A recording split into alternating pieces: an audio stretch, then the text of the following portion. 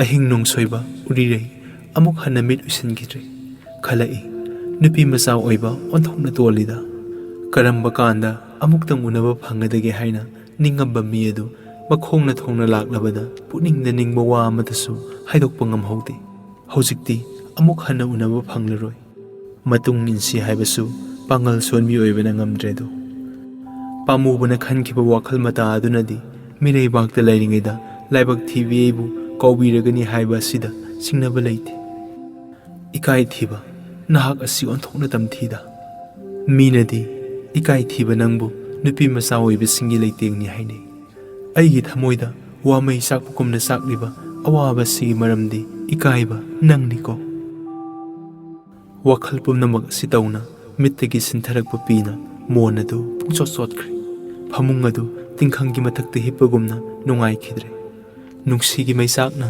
asum hengkalaktuna phamungda phamle khallu khallubada mikup amatang pathapham leikhidraduna karigumba malikagi makhongda leiramkhigadra haina thongi porol tuminna hangdoktuna thengkhraba ahing aduda mapan thorakle matam adu phawada thabalna ingan ngalammi maikai mari maktagi unmuk sikre urireina thuna yangna malika makhongna sangsinkre tawigumasung birendi leiramdre ihang hangba malika makhong adu urabada nungsi maisakne henjalaktuna hairai he malika nahak asi onthokna nungsi haiteda aina pangduna ikai thiduna pamu babu punma ngamhaudrabasu nangdi kari tawduna leihawage aina numit khudingi ising saiba amasung nakhong waitebagi tawbimal asira he malangba arembada narakta sasabi leigi leinam puduna sitleboy laibak thibi aigi awaba paw puduna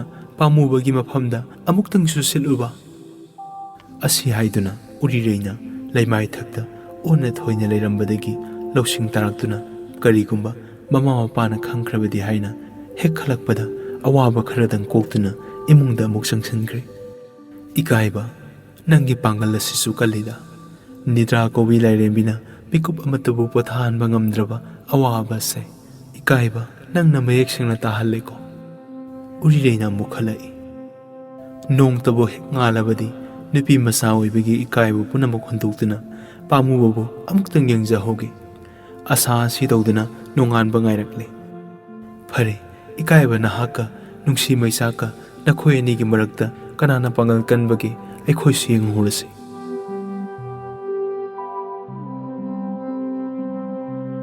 nung anigi marakta ha misik mirau kholta khidraba use koya maksu khong khidraba umang ukhong wa khong nakta phamduna singnunggi tamna manbi khonjena mathanta wabagi seisaksari matamgi isel onthokna kallida akan banungsut ki pangal singna thatpa ngame asawa turengi ithin ire samudrana thatpa ngame matamgi sel muthatpinaba kana leibagi karamba himaloy karamba soraren karamba raban ningthona matambu ngaihaktang thingduna thamba ngamkhibagi asawa ningthorel singi asawa baiba matik magun yengna matamgi sel chenki ngaihaktang leptuna leiramdi lairaba awa nangba misingi awaba matau yengna senki mapuroiba khainaraba masa masu kainaraba misingi tengthaba wahi tana senki ngaihaktang buhanna yenglamde asawa konung kaya phuradalan kaya haikol leikol kaya matamgi sena thukaiduna tahonkraba uzayini hastina kaya matamgi sena tawkhre kalidas bababoti kaya matamgi sel manungda lupkhre asuk yamba singjau konung uwa sanga miyoiba loinamak nongmadi matamgi sena tawtharagadaba ngaktani mataw asumna matamna kanabu sungaide awabagi wana hauki nungaibagi nungaina hauki uriregisu awabagi ahing asi haukiduna nungalakle nongpok thangba tiasi ngangranaba masuna leiteng handuna numitna asangba singi marumda hundorakle usek waya khonglakle nganu pareng pairakle singnungdagi saji sangai tamda sentharakle ngarangda pomhoriba leisu haujikti maka phana satkaire ngarang masak ramdaba leipak lei haujikti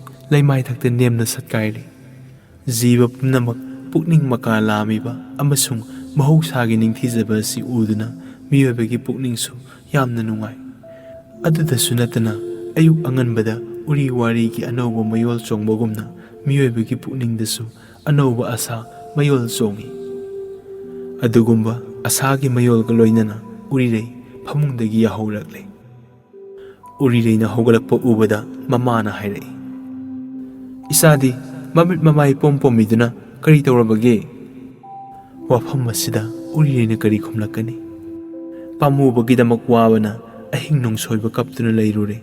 Asumda khumlabadi asumba paukhum oigadabani. Nungsi maisak phangi haidunasu luhongdribi leisabisingi marakta kayana asiguma paukhum khumba ngamkhibage. Urireisu paukhum adu khumba ngamkhide. Minamba paukhumgi marakta haksang ngamde haiba sinatana atai khumningai leiramde. Tawigumasung madusu khumningdaba oikre.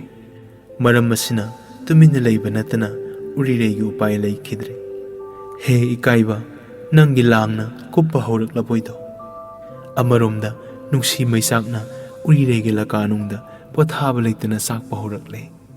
Ayukki matam asida birena khongsan khigadoribani. Matam asi khasiktang henkrabadi amuk uba phanglaroi. Asi khaladuna haksang ingba ayukki matam oidunasu humang marik saukre. Singnaba haiba sina ikaibagi mateng pangduna nungsiraba sabi sanau singbu thoidokna awaba tahalle. Nungsina jingaigi matamdadi ifong phongna kauba ngamme.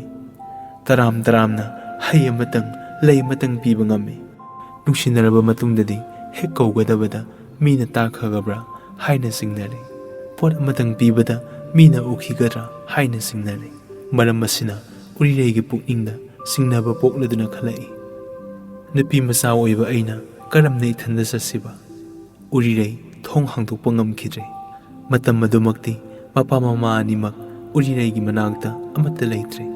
Tanja phangladuna nungsibagi isena ikaibagi pal namthektuna thoknaraba haibaduni masatlagi haiduna makhong thangdorakle.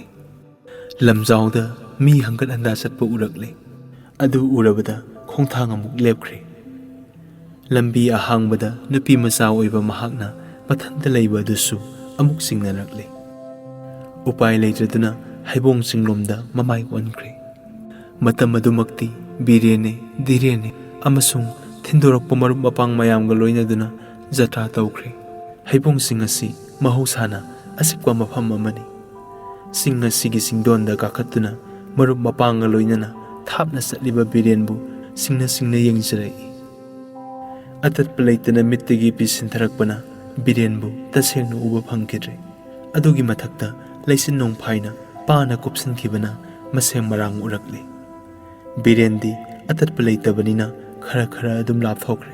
Nungsibagi senglau sakphambu sengna udaba maramdagi awangba singthakta kakhatuna maksu khuning kangkhalabi urireina mamit kuptuna yengba horakle. Yengna birenadu asangba sing amagi singkhong yaukre.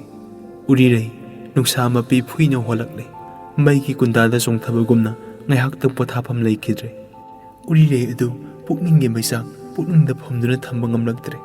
Khonjal thokna kaptuna singmai thakta wanthakre.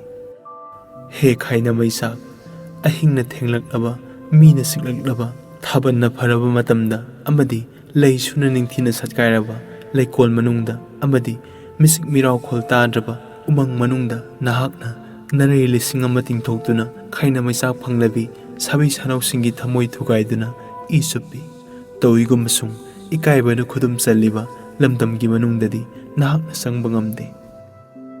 Asikpa maphamda urireibu phangladuna khaina maisak nahakna magi isupdaboido.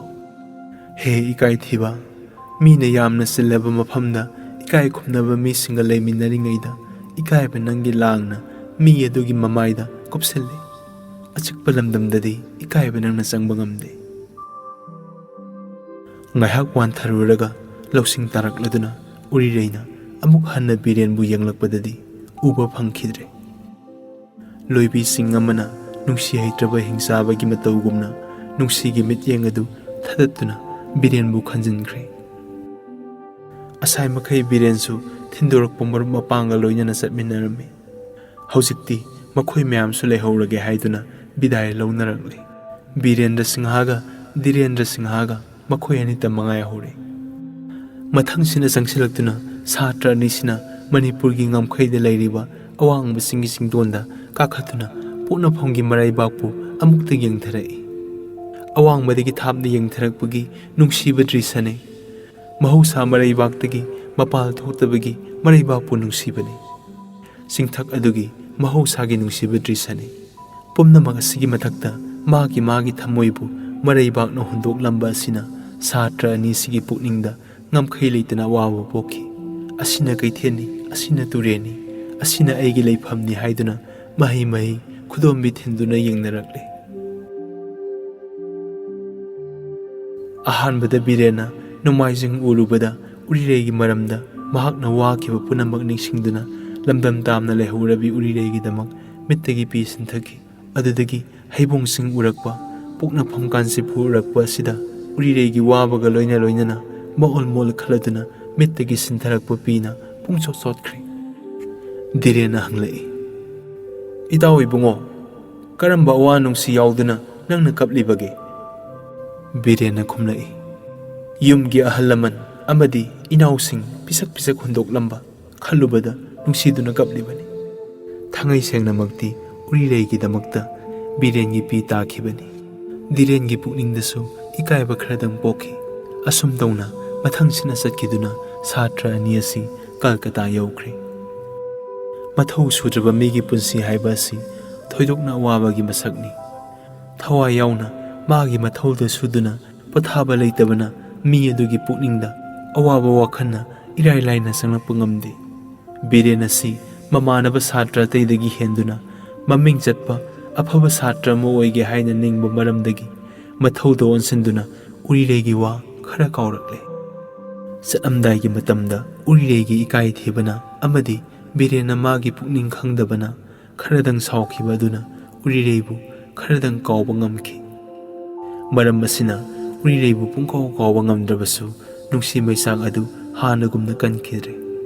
Marup Aniasi, Koleski Aruba Parikat Hardimakai, Marai Bakta, Tolan Sileb Nakri.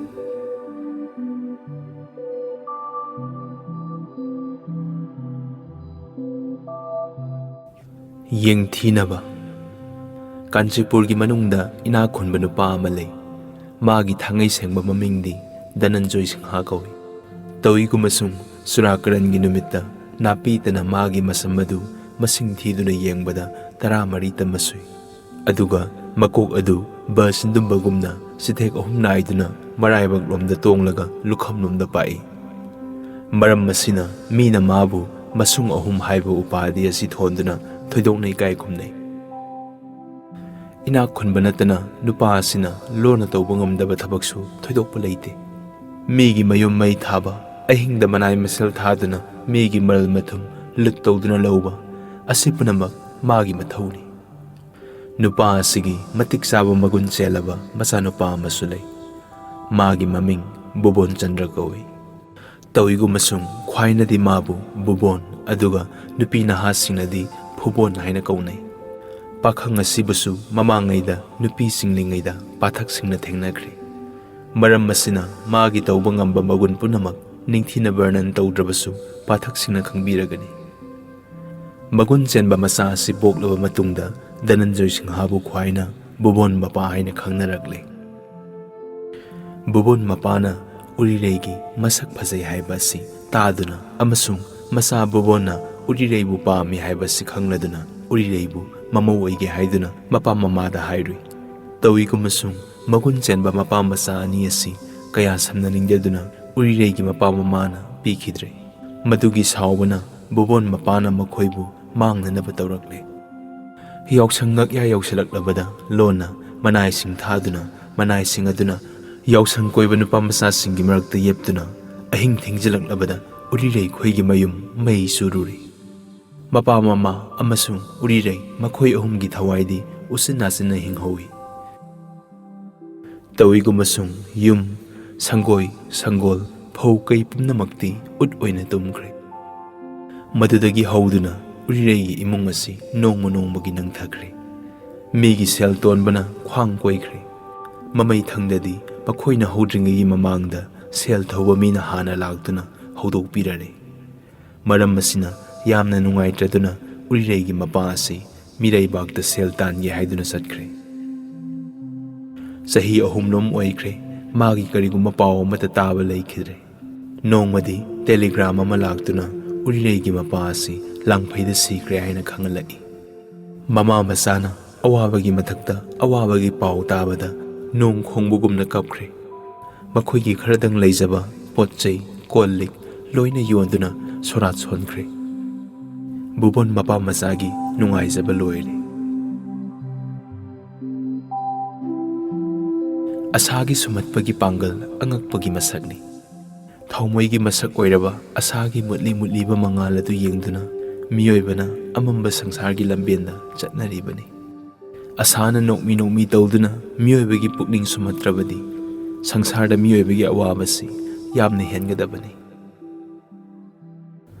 ꯅꯨꯡꯁꯥ ꯃꯔꯛꯇ ꯂꯪꯐꯩ ꯆꯠꯄꯁꯤꯡꯅ ꯎꯅꯥ ꯄꯨꯡꯕ ꯎꯔꯨꯝꯗ ꯄꯣꯊꯥꯗꯨꯅ ꯑꯋꯥꯕ ꯈꯔꯗꯪ ꯍꯟꯊꯕꯒꯨꯝ ꯁꯪꯁꯥꯔꯒꯤ ꯍꯪꯒꯠ ꯍꯟꯗꯥ ꯆꯠꯂꯤꯕ ꯖꯤꯕꯁꯤꯡꯅ ꯑꯁꯥꯒꯤ ꯃꯔꯨꯝꯗ ꯄꯣꯊꯥꯗꯨꯅ ꯑꯋꯥ ꯑꯅꯥ ꯈꯔꯗꯪ ꯍꯟꯊꯔꯤꯕꯅꯤ꯫ ꯂꯥꯏꯔꯕꯅ ꯊꯕꯛ ꯇꯠꯂꯕ, ꯑꯌꯨꯛ ꯆꯥꯔꯒ ꯅꯨꯃꯤꯗꯥꯡ ꯆꯔꯥ ꯍꯦꯜꯂꯕ, ꯐꯗꯤ ꯐꯔꯥꯗ ꯁꯦꯠꯇꯨꯅ ꯂꯩꯔꯤꯕ ꯃꯤ ꯑꯁꯤꯁꯨ ꯃꯇꯝ ꯑꯃꯗ ꯅꯨꯡꯉꯥꯏꯔꯛꯈꯤꯒꯅꯤ ꯍꯥꯏꯅ ꯑꯁꯥ ꯇꯧꯔꯤ꯫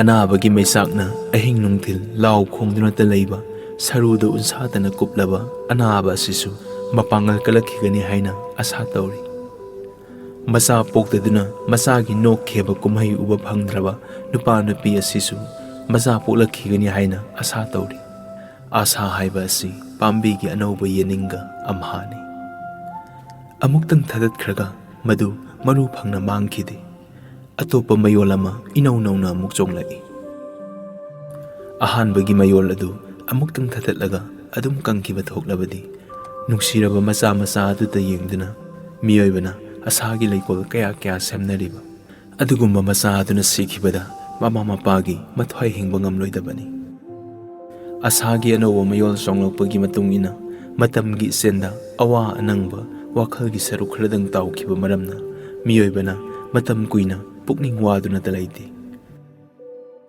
ꯑꯗꯨꯒꯨꯝꯕ ꯑꯁꯥꯒꯤ ꯃꯉꯥꯜꯅ ꯁꯀꯨꯟꯇꯂꯥꯅ ꯃꯄꯨꯔꯣꯏꯕꯅ ꯍꯨꯟꯇꯣꯛꯂꯕꯤ ꯆꯪꯖꯐꯝ ꯂꯩꯇ꯭ꯔꯕꯤ ꯑꯣꯏꯗꯨꯅꯁꯨ ꯎꯃꯪꯒꯤ ꯎꯈꯣꯡ ꯋꯥꯈꯣꯡ ꯅꯥꯛꯇ ꯂꯩꯗꯨꯅ ꯃꯊ꯭ꯋꯥꯏ ꯍꯤꯡꯕ ꯉꯝꯈꯤ꯫ ꯆꯤꯟꯇꯥꯗꯦꯕꯤꯅ ꯃꯄꯨꯔꯣꯏꯕ ꯂꯩꯇ꯭ꯔꯤꯉꯩꯗ ꯍꯤ ꯂꯂꯣꯟꯕꯅ ꯐꯥꯈꯤꯗꯨꯅꯁꯨ ꯀꯔꯤꯒꯨꯝꯕ ꯃꯑꯣꯡ ꯑꯃꯗ ꯑꯣꯏꯅ ꯍꯤꯡꯕ ꯉꯝꯈꯤ꯫ ꯁꯥꯕꯤꯇ꯭ꯔꯤꯅ ꯁꯤꯔꯕ ꯃꯄꯨꯔꯣꯏꯕꯕꯨ ꯀꯣꯟꯗꯨꯅ ꯊꯝꯈꯤ꯫ ꯑꯗꯨꯒꯨꯝꯕ ꯑꯁꯥꯒꯤ ꯃꯄꯥꯅ ꯎꯔꯤꯔꯩꯁꯨ ꯄꯨꯛꯅꯤꯡꯒꯤ ꯃꯩꯆꯥꯛ ꯄꯨꯛꯅꯨꯡꯗ ꯐꯨꯝꯗꯨꯅ ꯊꯝꯕ ꯉꯝꯈꯤ ꯑꯃꯁꯨꯡ ꯕꯤꯔꯦꯟꯕꯨ ꯑꯃꯨꯛ ꯍꯟꯅ ꯎꯈꯤꯒꯅꯤ ꯍꯥꯏꯅ ꯑꯁꯥ ꯇꯧꯗꯨꯅ ꯃꯊ꯭ꯋꯥꯏ ꯍꯤꯡꯗꯨꯅ ꯂꯩꯕ ꯉꯝꯈꯤ꯫ ꯁꯤꯗ꯭ꯔꯤꯕ ꯃꯈꯩ ꯃꯤꯑꯣꯏꯕꯒꯤ ꯑꯁꯥ ꯑꯃꯨꯛ ꯀꯪꯕ ꯅꯥꯏꯗꯦ꯫ ꯁꯤꯕꯅ ꯑꯁꯥꯒꯤ ꯉꯝꯈꯩꯅꯤ꯫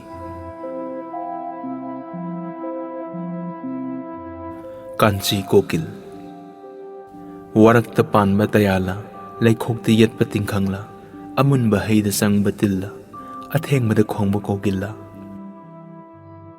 ꯅꯤꯡꯊꯤꯖꯔꯕ ꯁꯔꯠ ꯄꯨꯔꯅꯤꯃꯥꯒꯤ ꯑꯍꯤꯡꯅꯤ꯫ ꯃꯄꯨꯡ ꯐꯥꯔꯕ ꯊꯥꯒꯤ ꯊꯥꯕꯜꯅ ꯃꯥꯂꯦꯝ ꯑꯁꯤ ꯑꯉꯧꯕ ꯐꯤꯖꯪꯒꯤ ꯃꯇꯧꯒꯨꯝꯅ ꯄꯨꯡꯀꯨꯞ ꯀꯨꯞꯈ꯭ꯔꯦ꯫ ꯑꯔꯥꯞꯄꯗ ꯂꯩꯕ ꯁꯪꯕꯥꯅꯕ ꯆꯤꯡꯃꯥꯟ ꯈꯤꯕꯤꯛ ꯂꯩꯆꯤꯜ ꯅꯣꯡꯐꯥꯏꯅ ꯄꯥꯅ ꯀꯨꯞꯈ꯭ꯔꯦ꯫ ꯑꯍꯤꯡꯒꯤ ꯃꯇꯝ ꯊꯦꯡꯖꯤꯜꯂꯛꯂꯦ꯫ ꯀꯥꯟꯆꯤꯄꯨꯔꯒꯤ ꯌꯨꯝ ꯈꯨꯗꯤꯡꯃꯛꯇ ꯑꯍꯜ ꯂꯃꯟ, ꯄꯥꯈꯪ ꯂꯩꯁꯥꯕꯤ, ꯅꯨꯄꯤ ꯑꯉꯥꯡ ꯄꯨꯝꯅꯃꯛ ꯃꯍꯩ ꯅꯨꯡꯉꯥꯏꯅ ꯇꯨꯝꯈ꯭ꯔꯦ꯫ ꯃꯐꯝ ꯈꯨꯗꯤꯡꯗ ꯎꯟꯃꯨꯛ ꯁꯤꯠꯈ꯭ꯔꯦ꯫ ꯃꯔꯛ ꯃꯔꯛꯇ ꯎꯅꯥ ꯑꯀꯪꯕꯅ ꯀꯦꯜꯂꯛꯄꯒꯤ ꯑꯃꯁꯨꯡ ꯌꯥꯑꯣꯜꯂꯛꯄ ꯎꯆꯦꯛ ꯋꯥꯌꯥꯅ ꯈꯪꯍꯧꯗꯅ ꯈꯣꯡꯂꯛꯄꯒꯤ ꯈꯣꯟꯖꯦꯜ ꯅꯠꯇꯅ ꯑꯇꯩ ꯀꯔꯤꯒꯨꯝꯕ ꯈꯣꯟꯖꯦꯜ ꯑꯃꯠꯇ ꯇꯥꯕ ꯂꯩꯈꯤꯗ꯭ꯔꯦ꯫ ꯑꯁꯨꯝ ꯇꯧꯅ ꯎꯆꯦꯛ ꯋꯥꯌꯥ ꯈꯣꯡꯈꯤꯗ꯭ꯔꯕ, ꯎ ꯋꯥ ꯄꯨꯝꯅꯃꯛ ꯆꯞ ꯂꯦꯞꯇꯨꯅ ꯂꯩꯈ꯭ꯔꯕ, ꯖꯤꯕ ꯄꯨꯝꯅꯃꯛ ꯇꯨꯝꯈ꯭ꯔꯕ, ꯃꯤꯆꯤꯛ ꯃꯤꯔꯥꯎꯈꯣꯜ ꯇꯥꯈꯤꯗ꯭ꯔꯕ ꯑꯍꯤꯡ ꯑꯁꯤꯗ ꯅꯨꯡꯁꯤ ꯃꯩꯆꯥꯛ ꯐꯪꯂꯕꯤ ꯎꯔꯤꯔꯩꯗꯤ ꯁꯦꯒꯥꯏꯔꯕ ꯈꯥꯡꯄꯣꯛꯁꯪ ꯑꯃꯒꯤ ꯃꯅꯨꯡꯗ ꯋꯥꯆꯦꯠꯀꯤ ꯐꯃꯨꯡꯗ ꯃꯊꯟꯇ ꯐꯝꯗꯨꯅ ꯃꯤꯠꯂꯨꯗꯒꯤ ꯄꯤ ꯇꯔꯪ ꯇꯔꯪ ꯁꯤꯟꯊꯔꯤ꯫